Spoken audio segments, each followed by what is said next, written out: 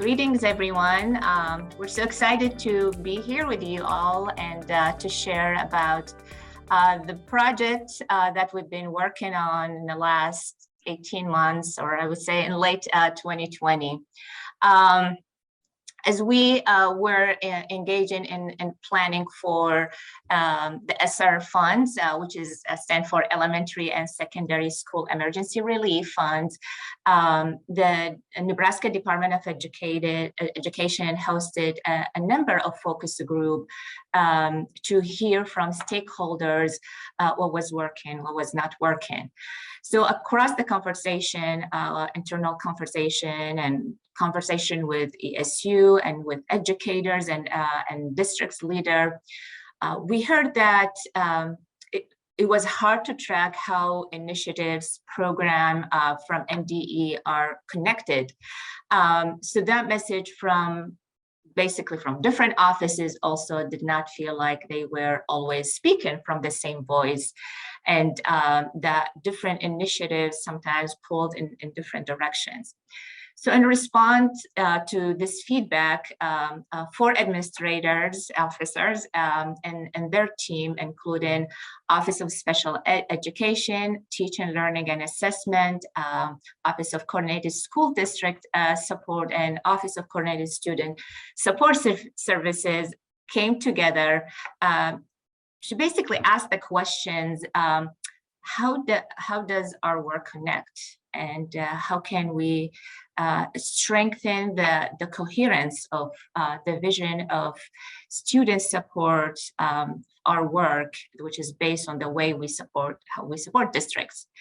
Also, we asked this question: how do we develop the ability to overcome some challenges in a way other than way we normally do?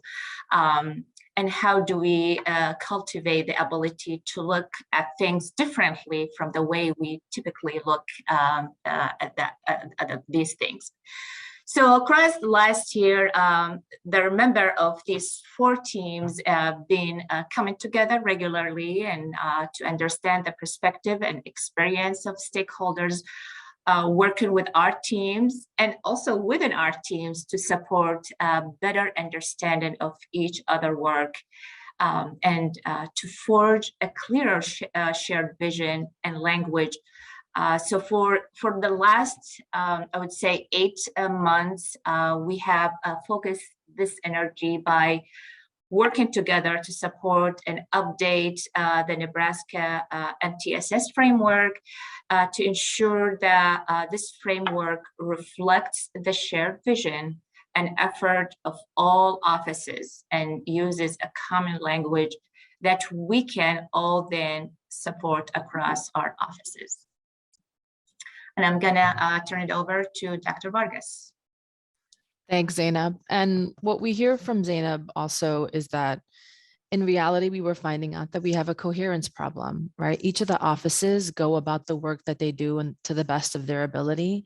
And inadvertently, at times, we may be creating confusion to our schools and districts because of the language that we use or the process that we might use. We also know that embedded in all of this is federal and state law that at some point, governs and at times directs the way we do our work. So we had to be able to understand the foundation of, where we were working from, and also understand, well, what are the outcomes that we're trying to see to truly understand the, roots of the problem we're trying to solve. So what we did is that we had to engage with educators and leaders, and community members across the state to really understand how they were perceiving the problem we are also seeing. And, when asked, how do NeMTSS, academic support, continuous improvement, and whole child supports come together, we were seeing some common trends and responses, right? So a district leader shared that while the work is connected, it was really hard to figure out if you're doing it well. So sometimes, it felt like you were repackaging one thing into another. Another leader mentioned that, every every, office or every team has their own language. So is it possible that there could be common language? And, at times you were really also hearing too, that this led to duplication of services. Sometimes it could lead to misalignment, or it led to more work for schools, or it led to just a lot of confusion. So you may hear one thing and it might sound like another, but in fact, it didn't always necessarily add up. So it's important, to understand how others are also perceiving this coherence problem so that we can better address the issues that we were encountering. So I'll turn it over to Amy. Thanks, Shirley. Well, we also know that for many, in seeing these disconnects or this incoherence, we heard often that MTSS is a special education thing. But what we learned over the last 2 years is that states were provided this great opportunity to rethink where we were at within our education instruction delivery. With the additional ESSERS dollars provided by the U.S. Department of Education, the Department of Education in Nebraska focused key resources on a rethink, revive, and renew approach, with the end goal being renewal and acceleration. But before we could get where we needed to be, we had to take a look at where we were. We had to engage in a true problem-solving model at the Department of Education. Here's what we know. There are 244 districts spread amongst our state, with many of these districts being extremely rural and containing less than 500 students. However, every district in the state serves students with disabilities. Of this student population, 19% of our students are students with disabilities. Of this 19% student population, 50% of our students with disabilities fall into two main disability categories. 29% of our students with disabilities being identified as specific learning disabled, or SLD, and 21% of those being identified as SLI, or speech and language impaired. Now, we know in the world of special education that there's not a continuum, but let's say for a moment there was a continuum of easiest disabilities or mildest disabilities, ranging to full on the most difficult, our most significant cognitively or medically fragile disabled students. If we look at this continuum, our SLD students and our SLI students should fall into this most mild range, the area where they should be in general education classrooms receiving supports alongside their non-disabled peers. But when we looked at the data, we knew that according to our districts, only 68% of our students with disabilities are within a general education classroom for more than 80% or more of the day. We also began to examine where we needed to focus our renewal and acceleration efforts for our students with disabilities alongside all of our students. And the proficiency rates for our students told the story. In 2021, according to our statewide assessment data, only 25.63% of our fourth grade students with disabilities were proficient on the ELA assessment. This is the general NSCAS assessment and the alternate assessment aggregated together. This is compared to 54% of our fourth graders without disabilities being proficient. Now, we want to celebrate areas that we have to celebrate, but we're not okay with only 54% of our students generally being proficient, let alone 26% of our students with disabilities being proficient. So as we began to dig even deeper, we needed to understand how well we were supporting the unique needs of students with disabilities in accessing grade level learning. So the data in this table shows the proficiency of students at the fourth grade level by disability category and includes both students who took the general education assessment as well as the alternate assessment.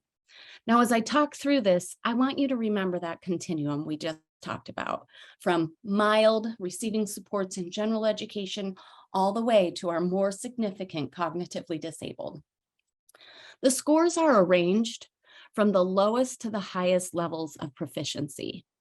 As you can see, our students with specific learning disability or those struggling in reading, math, writing, but should be in our general education classrooms, receiving support from their general education teachers alongside their special education supports, are the lowest performing group of students that we are supporting, while our students with speech and language impairments are the highest performing. You will also recognize a huge gap in performance from our students with specific learning disability to our students with other health impairments, emotional disturbances, and autism, followed by another gap between our students with intellectual disability and SLI. So in Nebraska, for the last 2 years, we have also used data from our measures of academic progress, or that MAP assessment, to show progress towards our targets for our measurable results. Based on the MAP data, we see that both students with and without disabilities show an increase in their RIT score, or the scale score that informs teachers where students are performing and what they are ready to learn next. From the fall of 2020 to the spring of 2021 is where we see these growths. Students without disabilities had an increase of 6.59 points, whereas students with disabilities had an increase of 7.54 points, showing that during the pandemic, students with disabilities showed more growth than our students without disabilities. This may be due to students with disabilities having greater access to general education instruction while schools were providing remote instruction. So many of our schools in Nebraska are in intervention status because of the subgroup of students with disabilities. These schools believe they are providing an inclusive education, and current data suggests they are including students. However, we believe the current reality on the ground reflects more of an integration model, where students with disabilities are integrated into classes, but their special education and related services are delivered outside of general education. And there is a true disconnect and unalignment to the way they're receiving that education. To put it in concrete terms, we know our 4th grade students with SLD are not reading at grade level. We enroll them in general education 4th grade classes, but as soon as that reading bell or that ELA bell rings, we pull them out and provide special education instruction that is likely unaligned to the high quality 4th grade instruction all other students are getting. And then we question why they're not progressing at the end of the year. So we know that incoherence negatively impacts students. It increases the friction, causing stalled action and confusion of our education leaders. The leaders advocate for action they do not believe to be best for students because they think they have to with fear of compliance. And it has the greatest negative impact on our historically underestimated student groups. So we know we can do better. We can simplify our language and make sure we are using the same terms to define the same things. We can streamline the different messages stakeholders experience from different offices, and we can design this work in a way that allows us to all see connections. We believe we can align the Nebraska NeMTSS initiative, along with our academic supports, including high-quality instructional materials, and the school and district continuous improvement planning process, as well as those aligned social emotional learning and whole child supports. To do this, I'm going to turn it back over to Dr. Vargas to help walk you through our alignment process. Absolutely. So like we started, we talked about these 4 offices really coming together to better understand the work that we are trying to accomplish. So we started literally with the leaders of those offices and ensuring that we were engaging in some discovery around the work that we're doing, and language and resources, et cetera. then we also knew that we needed to make sure that we understood how this work can actually be operationalized. So we worked through a revision working group where it included colleagues from our offices who are engaged on the ground with our schools, districts, ESUs, and other partners, and really trying to get a sense of, well, what does it actually mean to start bringing these pieces of work together, right? Because when we start to do that, there's a sense of, loss, change, uncertainty. But when we know that we're working towards a better vision around aligning and cohering the work, it was just really great to be able to bring these leaders together around this. So we had members from each of our offices to make sure that those who also work closely with schools, districts, and ESUs were part of this work. And then we had what we're calling a steering committee group, which essentially was representation from our NeMTSS regional leads, as well as multiple offices across the NDE, right? What we understand is that we all have to be on the same page, and we all have to make sure that we're aligning our work so that we can model and lead by example for our schools and districts, right? It's easy to just say, okay, we're going to just make one document and take it out and just say this is what it is, but not actually change the culture and actually change the mindsets and mental models about how we do our work.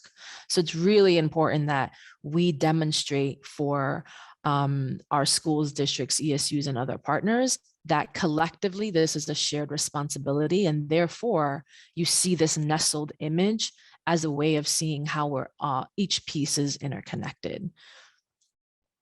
So Marissa will take us through what we actually mean by all of this.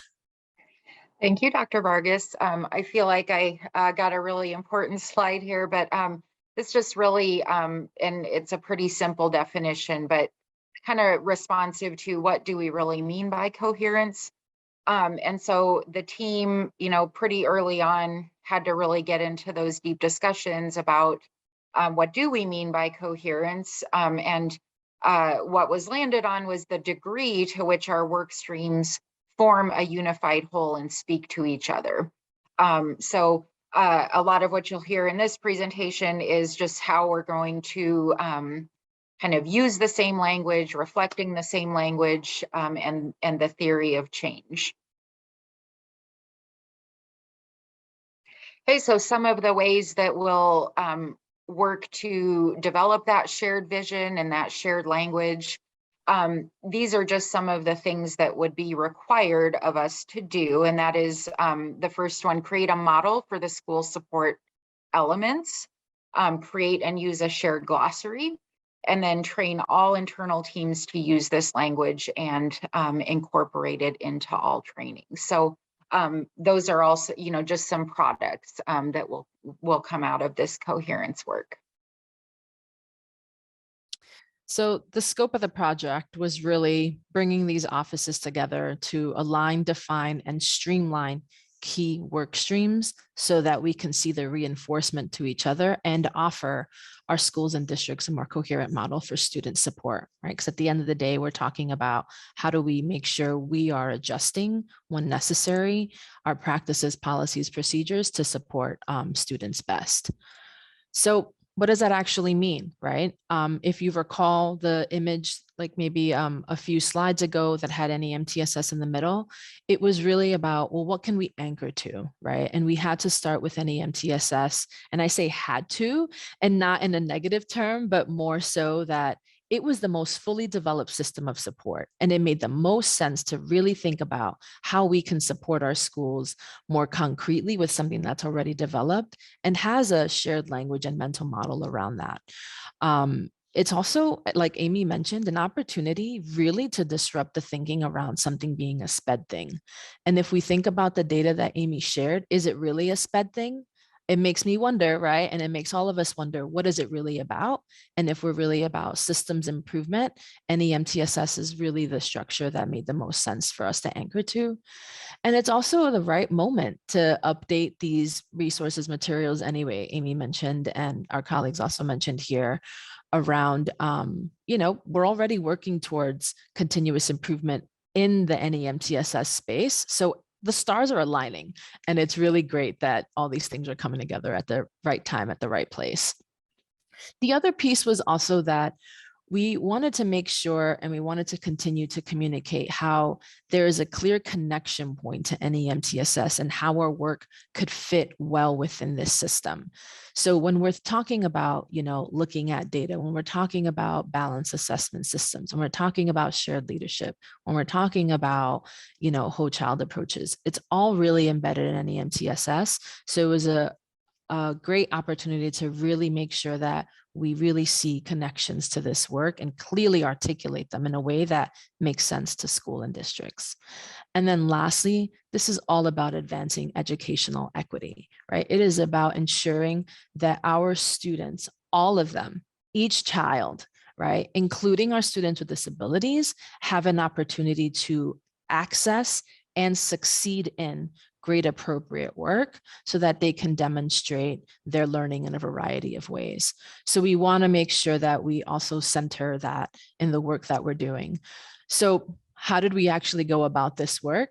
So it took a lot, and it really was about bringing all of these offices and work together like we've been talking about this far, but what we want to do here is just visually represent that for you. And we see in this timeline that we went through a series of planning sessions that were tied to the framework for school renewal and acceleration. And that being, the framework that we were using to also not only think about the time in that we're in, as a result of the pandemic, but also how do we emerge from this time and space better prepared to support all of the diverse needs that our students have. We also wanted to make sure that we leverage and collect specific data, right? So that we understand the supports needed by students, especially those students who have been historically marginalized. And then from the past school year into this school year, it's really around alignment of initiatives and developing the revised framework and resources that are needed. And then where we are today and into the future. So we're actively working towards what we're calling a strong internal draft, and essentially is taking all of the feedback and all of the input that we've received and actually producing something that is practical, meaningful, and also takes into account the great work that has taken place developing NeMTSS. In October, as you know, you're seeing and listening to us. So we have a video really with the key messages around all of this work thus far, so people can understand where we are coming from with this work. And then we'll engage in a series of stakeholder feedback sessions so that we can also make sure that this is really responsive and useful for those who would be engaging in this work regularly.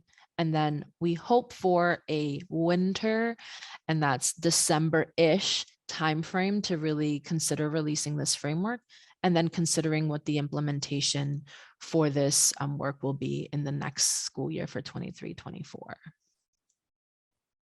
So as everyone has made mention, the Nebraska Department of Education has engaged with our stakeholders, and we are currently updating the Nebraska MTSS framework to ensure that we, number one, clarify the framework and ensure it is clear and the language reflects the key definitions across all offices at the Department of Education.